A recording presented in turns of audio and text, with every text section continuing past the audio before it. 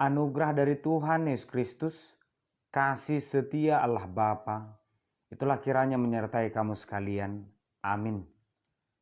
Firman Tuhan di pagi hari ini tertulis di Kisah Para Rasul pasal pertama ayat 8. Tetapi kamu akan menerima kuasa kalau Roh Kudus turun ke atas kamu, dan kamu akan menjadi saksiku di Yerusalem dan di seluruh Yudea dan Samaria dan sampai ke ujung bumi. Demikian pembacaan firman Tuhan. Selamat pagi dan salam sejahtera untuk kita semua. Bapak Ibu saudara terkasih, ketika Yesus akan terangkat ke surga, masih ada pertanyaan dari murid-murid tentang kerajaan Israel yang sudah lama mereka nantikan. Mereka menantikan seorang raja yang lahir yang akan membuat raja yang besar di Israel. Hal ini ternyata tidak terjadi karena kedatangan Yesus ingin memberikan kerajaan yang baru, yaitu kerajaan Allah. Hal inilah yang membuat kehadiran Yesus sering ditolak.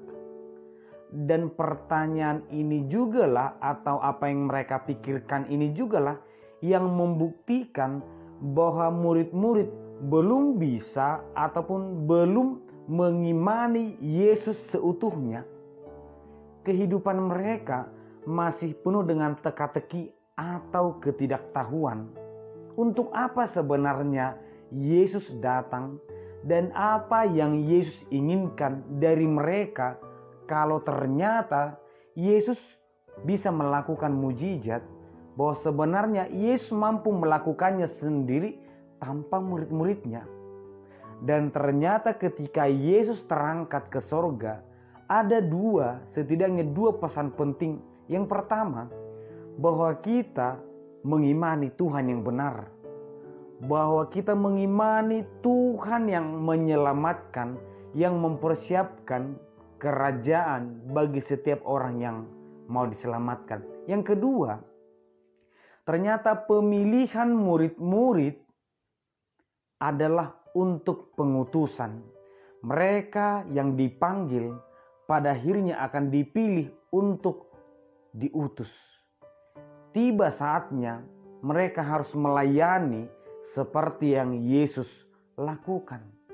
Tetapi persoalannya tadi adalah murid-murid masih penuh dengan ketidaktahuan. Apa yang harus mereka lakukan? Bagaimana kami memulainya? Kepada siapa kami terlebih dahulu memberitakan firman? Kami belum memiliki pemahaman yang kuat. Tetapi Bapak Ibu saudara terkasih, memberitakan kabar baik, melakukan kebenaran, melakukan firman Tuhan ternyata tidak ada yang mampu. Tidak ada yang sebenarnya siap untuk melakukan firman Tuhan. Yang ada hanyalah manusia yang mau dan dimampukan oleh Tuhan melalui kehadiran Roh Kudus. Demikianlah kita melihat kehidupan atau pelayanan murid-murid betul-betul berubah ketika mereka menerima Roh Kudus. Yang dahulunya penuh dengan ketakutan, tetapi mereka sekarang menjadi semangat, dikuatkan, disempurnakan kehidupannya. Tidak ada lagi rasa takut, yang ada hanyalah semangat yang membara untuk memberitakan firman Tuhan. Ternyata demikian juga, apakah sulit untuk memberitakan firman Tuhan? Apakah semua orang bisa menjadi saksi Kristus? Semua bisa. Semua akan dimampukan. Yang penting kita membiarkan hidup kita dituntun oleh Roh Kudus. Kita membiarkan hati kita diajari oleh Tuhan. Karena pada akhirnya kita akan melakukan apa yang kita mampu. Kita akan menjadi pemberita firman berdasarkan apa yang ada pada kita. Bapak Ibu saudara terkasih, Yesus berpesan agar pemberitaan firman dimulai dari Yerusalem, kemudian Yudea, sampai kepada Samaria, sampai kepada ujung dunia. Tentu ketiga kota ini memiliki makna penting. Yerusalem adalah tempat mereka tinggal, pusat mereka. Memberitakan firman mulailah dari tempat terdekat, dari lingkungan kita, kemudian nanti akan keluar. Jika kita menjadi orang baik, ingin mengabarkan kabar baik, lakukanlah dari tempat terdekat, dari lingkungan kita sendiri, dari rumah tangga kita sendiri. Karena tidak akan mungkin kita bisa memberitakan firman keluar sana, sedangkan dalam rumah tangga kita belum bisa menjadi teladan, kita belum bisa memberikan kabar baik.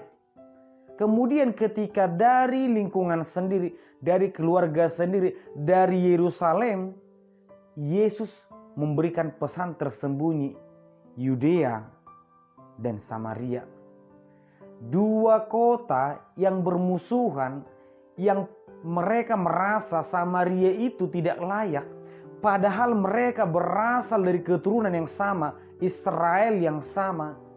Tetapi mereka terpecah hanya karena alasan masing-masing. Yesus mengatakan, kamu juga harus masuk mendamaikan mereka, Yudea dan Samaria.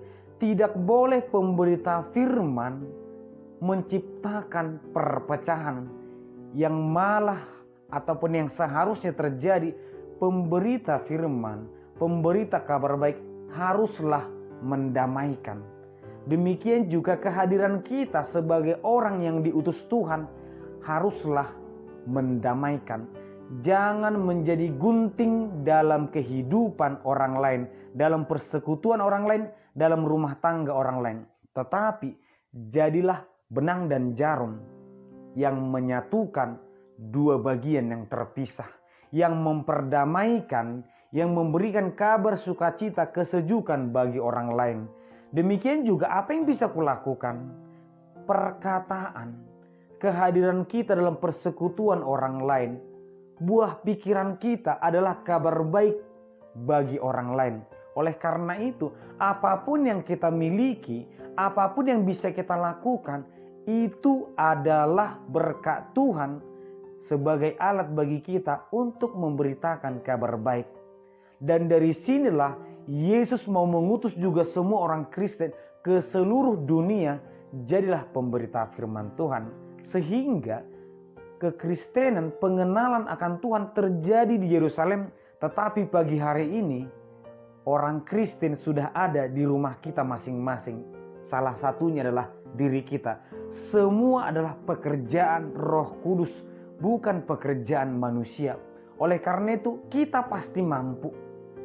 Kita dimampukan oleh Tuhan menjadi pemberita firman Tuhan. Oleh karena itu, jangan pernah kita katakan tidak untuk melakukan kebaikan.